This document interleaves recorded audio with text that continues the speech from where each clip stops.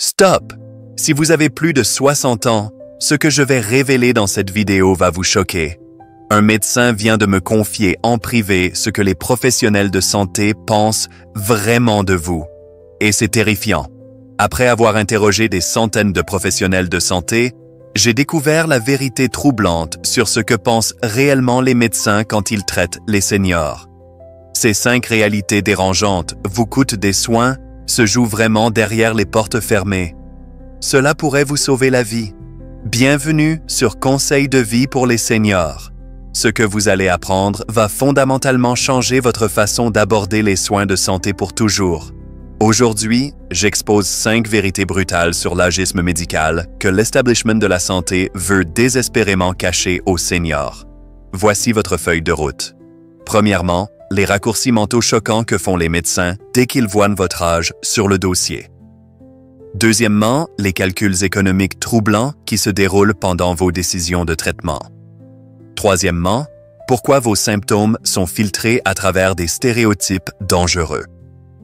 Quatrièmement, les pratiques de prescription qui ciblent spécifiquement les patients âgés.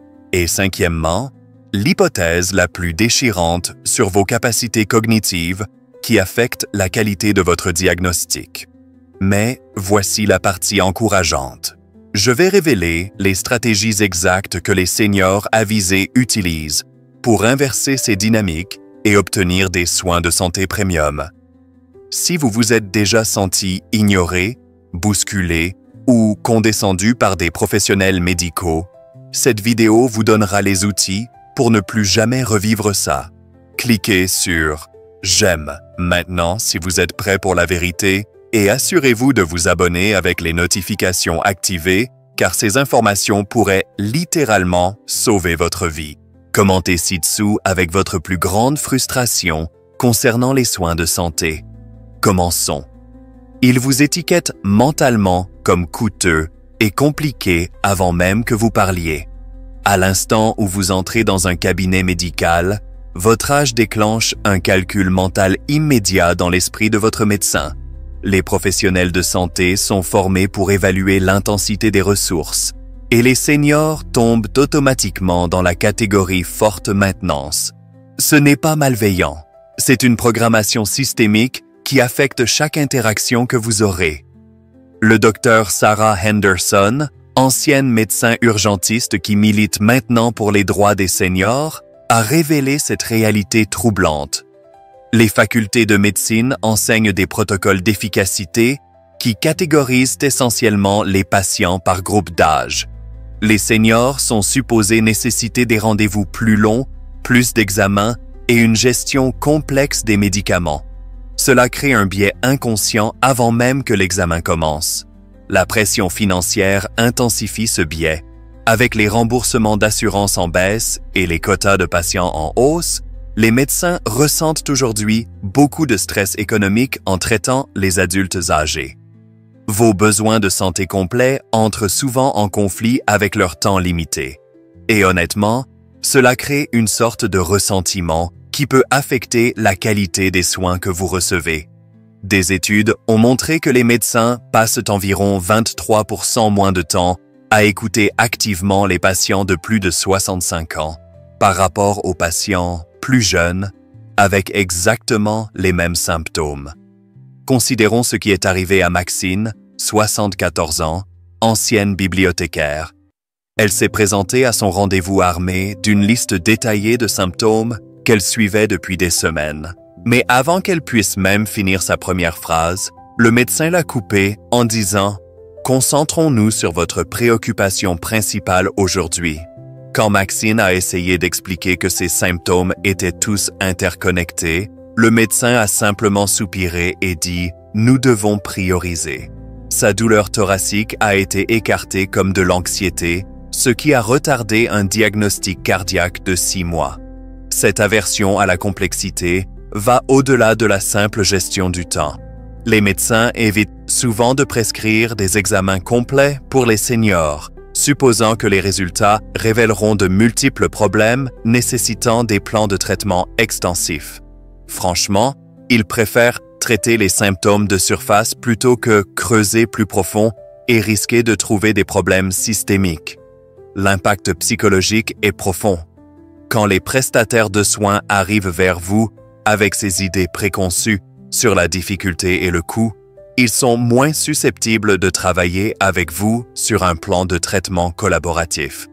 Au lieu de cela, ils ont tendance à s'en tenir aux protocoles standards destinés aux soi-disant problèmes seniors typiques plutôt que d'enquêter vraiment sur votre situation unique. Voici comment combattre ce biais immédiatement. Commencez chaque rendez-vous en déclarant vos objectifs de santé spécifiques et mesurables. Au lieu de simplement dire « Je me sens fatigué », essayez quelque chose comme « Mes niveaux d'énergie ont diminué de 40% sur 3 mois et je veux identifier la cause ».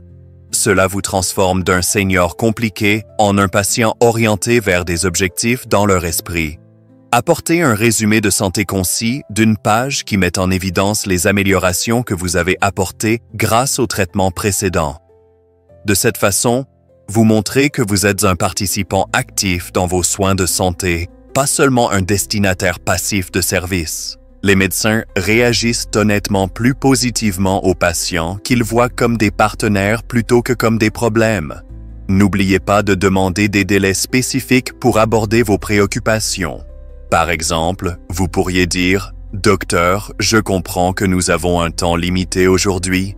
Pouvons-nous programmer un rendez-vous de 30 minutes la semaine prochaine pour discuter en profondeur de mes préoccupations cardiovasculaires ?» Cela montre le respect pour leur emploi du temps, tout en plaidant pour des soins appropriés.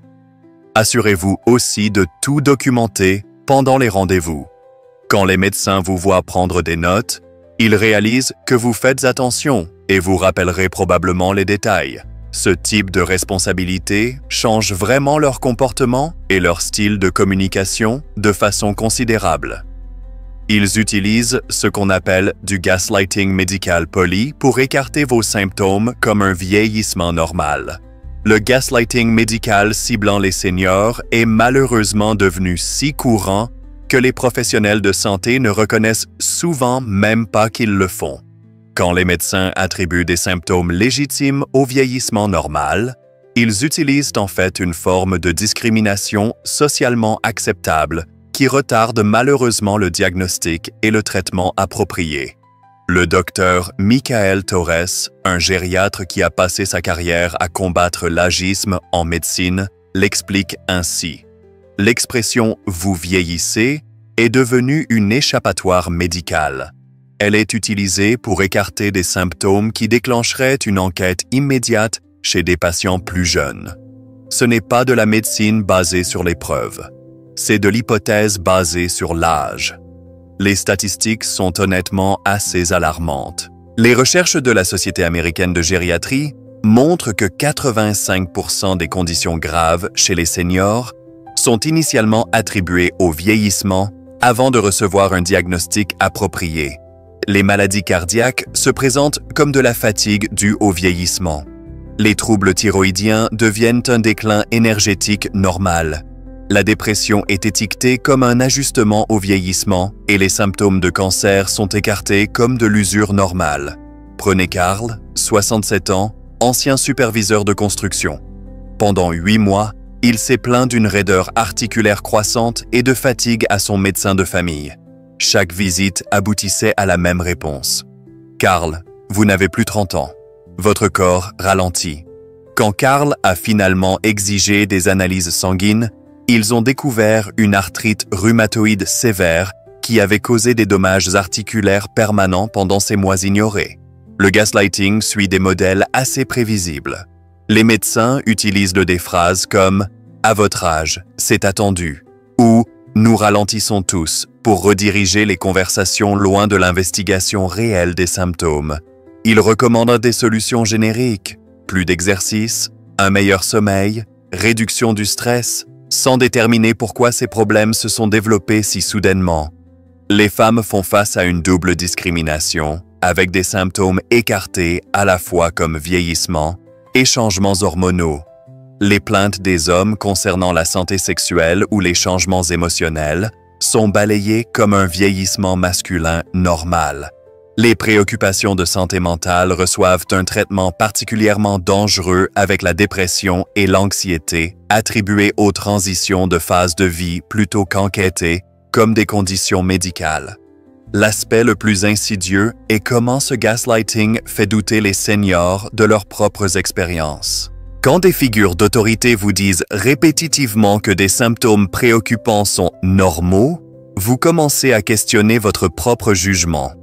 Ce doute de soi retarde la recherche d'aide médicale et honnêtement aggrave les résultats. Voici votre stratégie de défense. Répondez toujours au rejet basé sur l'âge avec des questions spécifiques. Quand un médecin dit « c'est normal pour votre âge », demandez « quel pourcentage de personnes de mon âge expérimentent exactement ce symptôme ?» Quelles études soutiennent que ce niveau de symptômes est typique? La plupart des médecins ne peuvent pas fournir de preuves parce qu'ils font des suppositions, pas des évaluations médicales. Créez des chronologies de symptômes qui démontrent des changements soudains plutôt qu'un déclin graduel. Au lieu de dire « je suis plus fatigué dernièrement », présentez des données. Mes niveaux d'énergie étaient stables jusqu'au 15 mars quand j'ai commencé à avoir besoin de sieste l'après-midi pour la première fois de ma vie. Cela transforme votre préoccupation d'une plainte de vieillissement en un symptôme d'apparition aiguë. Demandez des critères diagnostiques spécifiques. Demandez « quels examens prescririez-vous si j'avais 40 ans avec ces mêmes symptômes ?» Cela les force à justifier différentes normes de traitement basées uniquement sur l'âge. Souvent, ils réaliseront leur biais d'âge et prescriront des investigations appropriées. Utilisez la technique d'escalade des préoccupations. Déclarez clairement « Docteur, je comprends que le vieillissement affecte les niveaux d'énergie, mais cela représente un changement significatif par rapport à ma ligne de base. Je crains que cela puisse indiquer une condition sous-jacente. Quelles étapes diagnostiques pouvons-nous prendre pour écarter les causes médicales avant d'attribuer cela au vieillissement? Amenez un avocat au rendez-vous. Quand une autre personne témoigne d'un comportement condescendant, les médecins modifient leur réponse. Votre avocat peut poser des questions de suivi que vous pourriez manquer et aider à documenter la conversation. Voyez-vous un motif ici?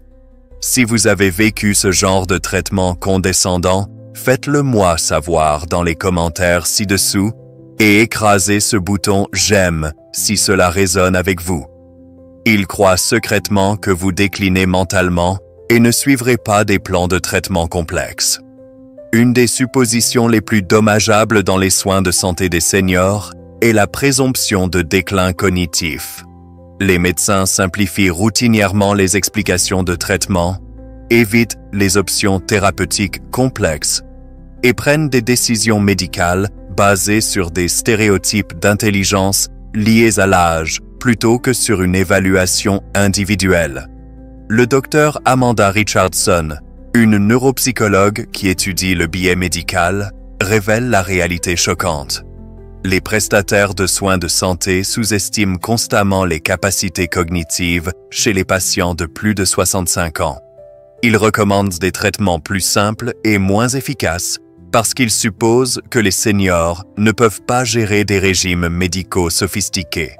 Cela crée un cycle dévastateur où les seniors reçoivent des soins sous-optimaux à cause de suppositions non fondées sur leur capacité mentale. L'impact s'étend bien au-delà des sentiments blessés. Quand les médecins croient que vous ne pouvez pas comprendre des traitements complexes, ils n'offrent pas de thérapie de pointe, d'options de traitement détaillées ou de procédures diagnostiques complètes. Au lieu de cela, ils optent par défaut pour des interventions basiques qui nécessitent une participation ou compréhension minimale du patient. Considérez Louise, 71 ans, ancienne professeure de chimie. Quand elle a été diagnostiquée avec un cancer du sein à un stade précoce, son oncologue a immédiatement recommandé une mastectomie simple sans discuter des options de reconstruction, thérapie ciblée ou essais cliniques. Il a expliqué la décision en disant « À votre âge, nous voulons garder les choses simples. » Louise a dû se battre pendant des mois pour accéder au même protocole de traitement offerts aux femmes plus jeunes avec un diagnostic identique. Ce préjugé cognitif se manifeste de façon subtile. Les médecins parlent plus lentement, utilisent un vocabulaire élémentaire et fournissent des explications trop simplifiées aux seniors, indépendamment du niveau d'éducation ou d'intelligence démontré. Ils sautent les détails techniques qui vous aideraient à prendre des décisions éclairées, supposant que vous ne comprendrez pas. La supposition de gestion des médicaments est particulièrement dangereuse. Les prestataires de soins de santé choisissent souvent des médicaments moins efficaces avec des horaires de dosage plus simples, croyant que les seniors ne peuvent pas gérer des régimes médicamenteux complexes. Ils prescriront des médicaments une fois par jour qui sont moins thérapeutiques que des alternatives multidoses, priorisant la conformité perçue plutôt que les résultats optimaux. La discrimination technologique aggrave le problème.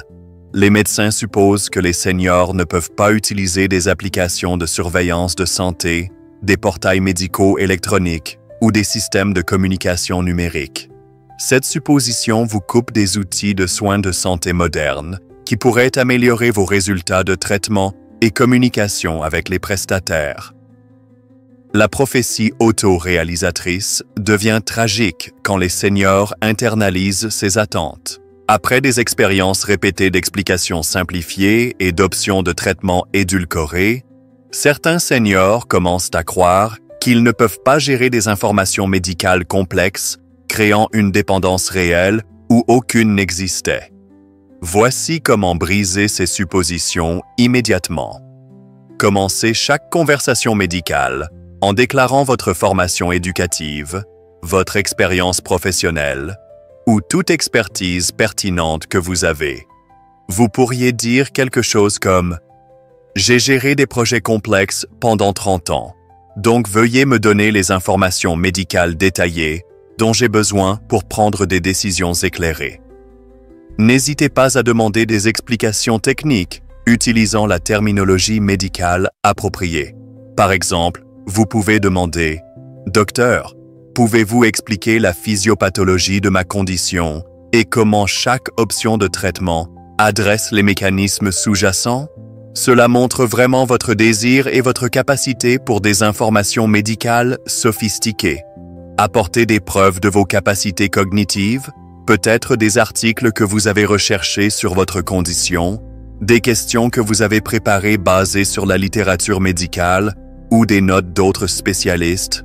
Ce genre de preuves tangibles de votre engagement force pratiquement l'abandon de leurs suppositions.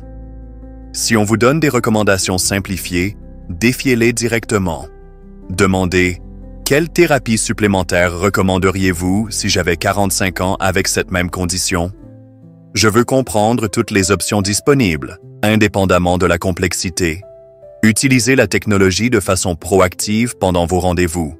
Accédez à vos applications de santé, référencez vos dossiers médicaux numériques ou utilisez votre smartphone pour chercher des interactions médicamenteuses directement dans la salle. Quand les médecins vous voient à l'aise avec la technologie, cela remet vraiment en question leurs suppositions sur ce que les seniors peuvent faire. Finalement, demandez des plans de traitement écrits détaillés et des informations sur les médicaments. Dites-leur « Je veux une documentation complète de mes options de traitement pour que je puisse réviser et rechercher chaque recommandation en profondeur. » Cela montre clairement que vous avez l'intention d'être un participant actif et informé dans vos propres décisions de soins de santé. Maintenant, voici quelque chose de vraiment troublant. Les médicaments sont souvent prescrits comme une forme de contrôle comportemental plutôt qu'un véritable traitement médical. La vérité la plus troublante sur les soins de santé des seniors est comment ces médicaments sont utilisés pour gérer le comportement, pas pour traiter des conditions médicales sous-jacentes. Les prestataires de soins de santé prescrivent trop souvent des médicaments psychiatriques, sédatifs et stabilisateurs d'humeur aux seniors, non pas à cause d'une condition de santé mentale diagnostiquée, mais simplement parce que ces médicaments rendent les patients plus faciles à gérer dans les établissements médicaux et de soins. Le docteur James Martinez, ancien directeur médical de maison de retraite qui travaille maintenant comme avocat des patients, a exposé cette pratique. Il dit J'ai été témoin d'innombrables cas où des médicaments étaient prescrits non pas pour améliorer la santé du patient, mais pour réduire la charge de travail du personnel. Les seniors anxieux recevaient des sédatifs, les patients assertifs recevaient des stabilisateurs d'humeur, et ceux posant trop de questions recevaient des antidépresseurs. C'est une contrainte chimique déguisée en soins médicaux.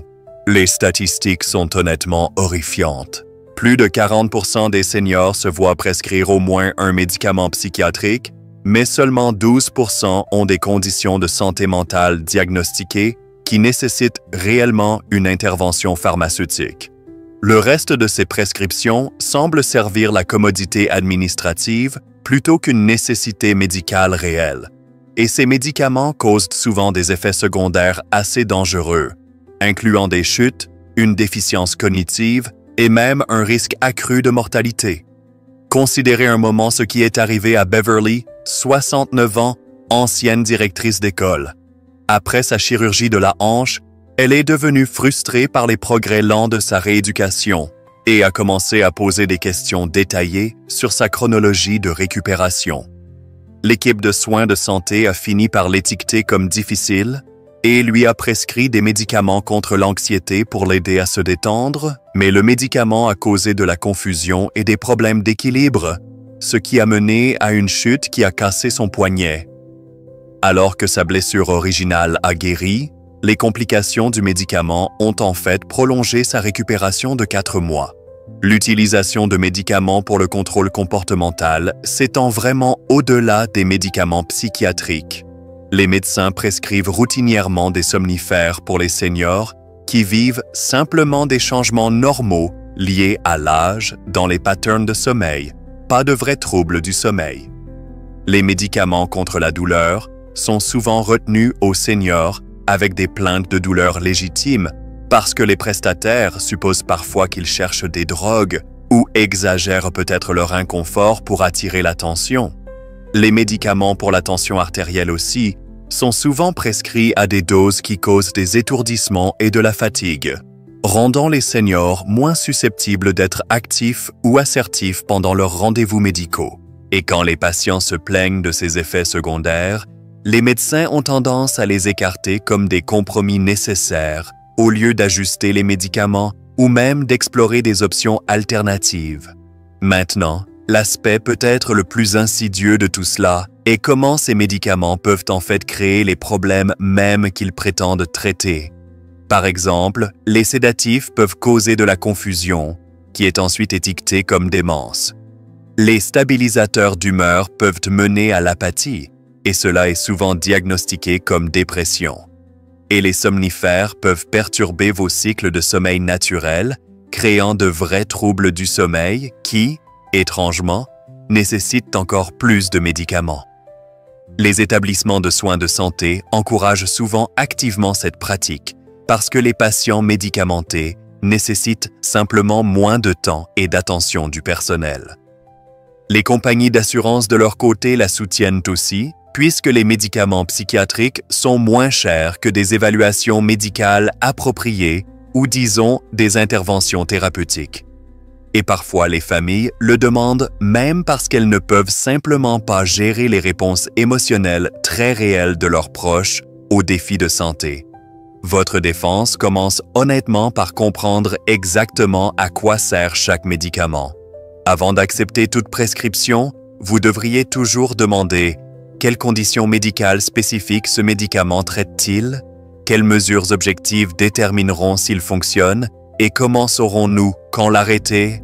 Essayez d'éviter les médicaments prescrits pour des raisons vagues comme l'anxiété ou l'agitation. S'il n'y a pas de critères diagnostiques clairs, il est sage de rechercher chaque médicament indépendamment en utilisant des bases de données médicales fiables. Recherchez les profils d'effets secondaires, les risques d'interaction et les traitements alternatifs. Vous trouverez que beaucoup de comportements provoquant des prescriptions psychiatriques peuvent en fait être adressés par des changements environnementaux, la thérapie ou en traitant des conditions médicales sous-jacentes. Demandez toujours des objectifs de traitement spécifiques et des échéanciers. Dites Je veux des objectifs mesurables pour ce médicament. Si je ne vois pas d'amélioration spécifique dans un délai fixé, je veux l'arrêter et explorer des alternatives. Cela aide à prévenir l'utilisation ouverte de médicaments psychiatriques. Demandez aussi des révisions de médicaments avec des pharmaciens indépendants ou des spécialistes gériatriques, car ces gens peuvent repérer des médicaments inutiles, des interactions dangereuses et des opportunités de déprescription. Beaucoup de seniors découvrent parfois à leur surprise qu'ils prennent des médicaments sans vrai but thérapeutique. Assurez-vous de documenter vos capacités cognitives et physiques avant de commencer tout médicament psychiatrique. Passez des évaluations cognitives, des tests d'équilibre et des évaluations d'humeur. Cette ligne de base vous aidera à repérer les changements induits par les médicaments et vous donne des preuves si vous devez plaider pour l'arrêt. Et bien sûr, créez un réseau de soutien qui peut plaider pour vous si les médicaments affectent jamais votre jugement ou votre assertivité.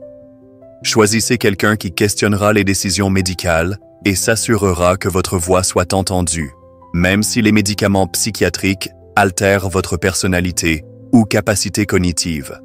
La réalité la plus déchirante dans les soins de santé des seniors est comment les professionnels médicaux calculent la valeur de votre vie en faisant des recommandations de traitement.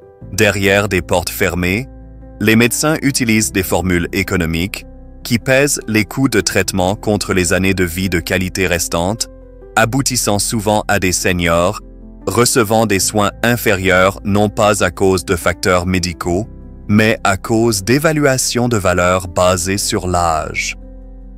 Le docteur Patricia Chen, professeur d'éthique qui a étudié le rationnement des soins de santé, révèle la vérité choquante. La formation médicale inclut des concepts comme les années de vie ajustées à la qualité qui assignent essentiellement des valeurs numériques à différentes vies.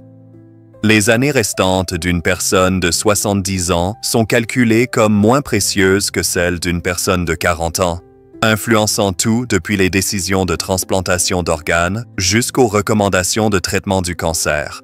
C'est de la discrimination systémique d'âge déguisée en économie médicale.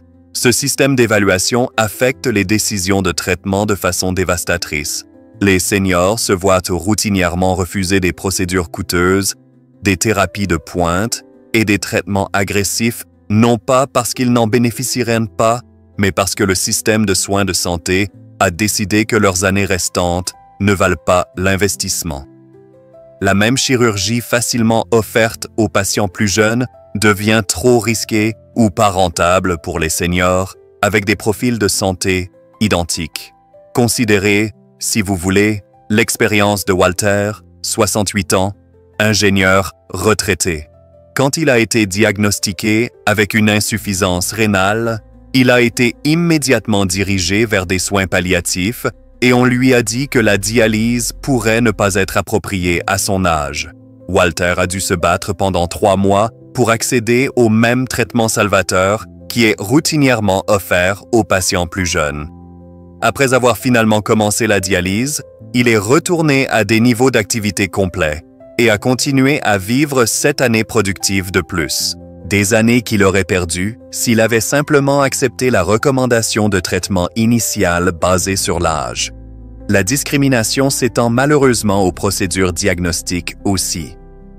Les études d'imagerie coûteuses, les tests spécialisés et les dépistages préventifs sont souvent refusés aux seniors basés sur des calculs actuariels plutôt que sur un vrai besoin médical.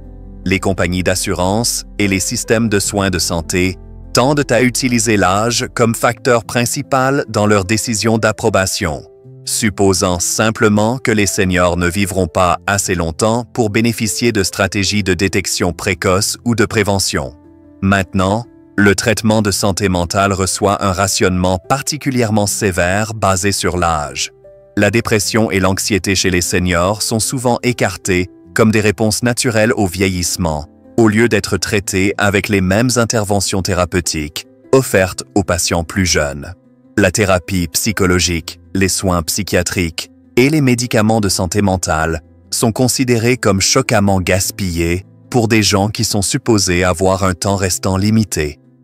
La tragédie s'approfondit honnêtement quand les seniors internalisent ces jugements de valeur. Après des expériences répétées de recommandations de soins diminuées, beaucoup de seniors commencent à croire que leurs vies sont d'une certaine façon moins dignes d'être sauvées. Ils arrêtent de plaider pour des traitements agressifs, acceptent des soins sous standard et prennent des décisions de fin de vie basées plus sur la dévaluation de la société que sur leur propre désir de continuer à vivre. Le traitement en salle d'urgence révèle la discrimination la plus frappante. Les seniors présentant des symptômes identiques reçoivent moins de tests diagnostiques, des temps d'examen plus courts et des décisions de sortie plus rapides comparées aux patients plus jeunes. Les médecins d'urgence admettent en privé que l'âge influence leur prise de décision clinique avec les patients plus âgés recevant des bilans moins complets. Les calculs économiques deviennent particulièrement cruels autour des discussions familiales. Les prestataires de soins de santé influencent subtilement les familles à choisir des options de soins moins chères pour les proches seniors, encadrant les limitations comme des mesures de confort ou des soins appropriés à l'âge. Les familles sont encouragées à considérer le fardeau d'un traitement agressif sans comprendre la gamme complète des options disponibles. Votre vie a une valeur égale indépendamment de l'âge, et vous devez plaider en conséquence. Demandez toujours « Recommanderiez-vous le même traitement si j'avais 45 ans ?» Si ce n'est pas le cas, veuillez expliquer les raisons médicales, pas économiques, pour différentes recommandations. Cela force les prestataires à justifier la discrimination de traitement basé sur l'âge. Recherchez les résultats de traitement pour votre condition spécifique chez les patients de votre âge. Beaucoup de seniors ont d'excellentes réponses aux traitements qui contredisent les suppositions basées sur l'âge. Apportez cette preuve aux consultations médicales et exigez l'accès à toutes les thérapies appropriées, indépendamment des considérations de coût. Cherchez plusieurs opinions médicales, spécialement de spécialistes gériatriques qui comprennent les résultats de traitement des seniors. Beaucoup de conditions qui provoquent des recommandations de soins de confort de la part de praticiens généraux ont des traitements efficaces quand gérés par des spécialistes axés sur l'âge. Utilisez l'advocatie légale quand nécessaire. La discrimination d'âge dans les soins de santé viole les lois fédérales et les avocats légaux spécialisés dans les droits des seniors peuvent vous aider à accéder aux traitements refusés. Documentez les instances où l'âge semble influencer les recommandations de traitement. Connectez-vous avec des organisations d'advocacy pour seniors qui peuvent fournir soutien et ressources pour combattre la discrimination dans les soins de santé.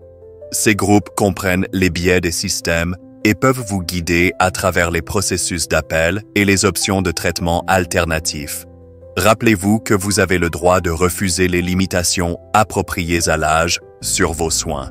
Si vous voulez un traitement agressif, des tests diagnostiques complets ou des thérapies de pointe, vous pouvez exiger un accès égal indépendamment de votre âge. Votre valeur de vie n'est pas déterminée par des calculs actuariels. Maintenant, vous comprenez les 5 vérités laides sur l'agisme médical que les prestataires de soins de santé ne voulaient jamais que vous découvriez. Mais voici ce qui change tout. La connaissance et le pouvoir. Et vous possédez maintenant les outils pour transformer chaque rencontre médicale de patient passif en avocat autonomisé. Rappelez-vous Walter qui s'est battu pour la dialyse et a vécu 7 années productives que les médecins voulaient lui refuser? Beverly qui a surmonté les complications induites par les médicaments pour récupérer sa récupération. Ce ne sont pas des cas exceptionnels. C'est ce qui arrive quand les seniors refusent d'accepter un traitement discriminatoire basé sur l'âge seul. Chaque fois que vous défiez les suppositions basées sur l'âge, exigez un traitement égal ou plaidez pour des soins complets, vous ne vous battez pas seulement pour vous-même. Vous changez comment tout le système de soins de santé traite les seniors. Votre assertivité crée des effets de vague qui bénéficient à chaque adulte âgé qui suit. L'establishment médical espère que les seniors resteront passifs, acceptant des soins inférieurs sans question, mais vous êtes différent maintenant. Vous reconnaissez les biais, comprenez la discrimination et possédez des stratégies pour surmonter les deux. Votre santé, dignité et années restantes sont trop précieuses pour les abandonner aux préjugés basés sur l'âge. Transformez votre expérience de soins de santé en commençant aujourd'hui. Vous méritez un traitement médical basé sur votre profil de santé individuel, pas sur des stéréotypes sur votre groupe d'âge. Si cela a exposé la discrimination dans les soins de santé que vous avez vécu, écrasez ce bouton « J'aime » et partagez cette vidéo avec chaque senior qui mérite un meilleur traitement. Votre histoire pourrait sauver la vie d'un autre senior. Commentez ci-dessous. Avez-vous vécu l'agisme médical? Que ferez-vous différemment à votre prochain rendez-vous? Soutenons-nous mutuellement en exigeant des soins de santé égaux. Abonnez-vous et cliquez sur cette cloche de notification maintenant parce que chaque senior mérite dignité, respect et soins médicaux salvateurs indépendamment de l'âge. Ensemble, nous changeons les soins de santé pour toujours. Aimez, abonnez-vous et continuons à nous battre pour le respect que nous méritons.